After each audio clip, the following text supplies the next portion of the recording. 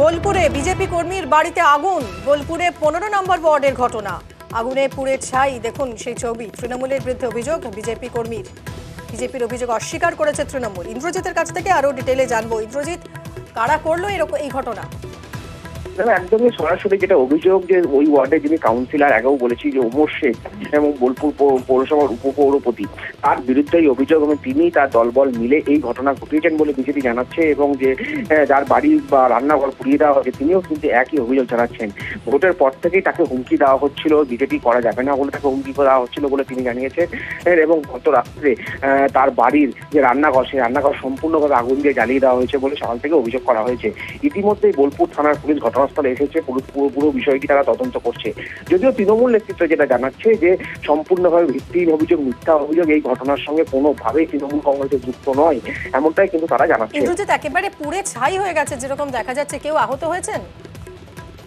এখনো পর্যন্ত আহতর কোনো খবর নেই, বা বাড়ির যারা রয়েছে তারা কিন্তু কোনো আহতর খবর তারা দেননি। তারা জানিয়েছেন রাত্রে অন্য পাশের ঘরে তারা শুয়েছিলেন এবং ভোরের দিকে দেখেন যে আগুন জ্বলছে, এবং তখন বেরিয়ে এসে দেখেন সম্পূর্ণভাবে যে রান্নাঘর, সেই রান্নাঘর কিন্তু পশ্চিমে চলে গেছে। এবং এই বিষয়টি তারা জানিয়েছেন, যদিও আহত কোনো খবর নেই বলেই তারা জানিয়েছেন। ইন্দ্রজিৎ, এই বোলপুরেই দুটো ঘটনা। বিজেপি নেতার বাড়ির সামনে খুলির মুখোশ টাঙিয়ে রাখা হচ্ছে, বিজেপির নেতার বাড়িতে আগুন ধরিয়ে দেওয়া হচ্ছে। কারা রয়েছে এর পিছনে? কি কোনো যোগ আছে?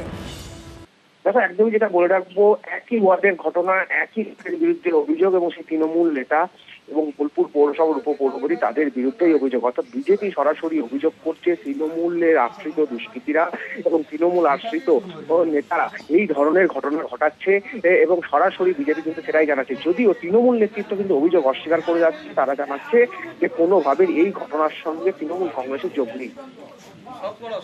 এসে আমাদের নজর থাকবে এদিকে। অনেক ধন্যবাদ ইন্দ্রজিৎ। যেহেতু বিজেপি করছি, আমাদের থ্রেট করছে, এবং এগুলো সমস্ত রাজনৈতিক চক্রান্ত।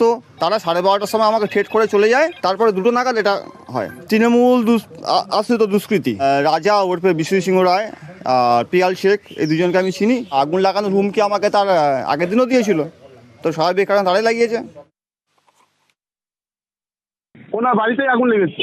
1 সপ্তাহ আগে ওনার ওই গলিতেও আবার আগুন লেগেছিল, সেখানে কোনো অভিযোগ নেই।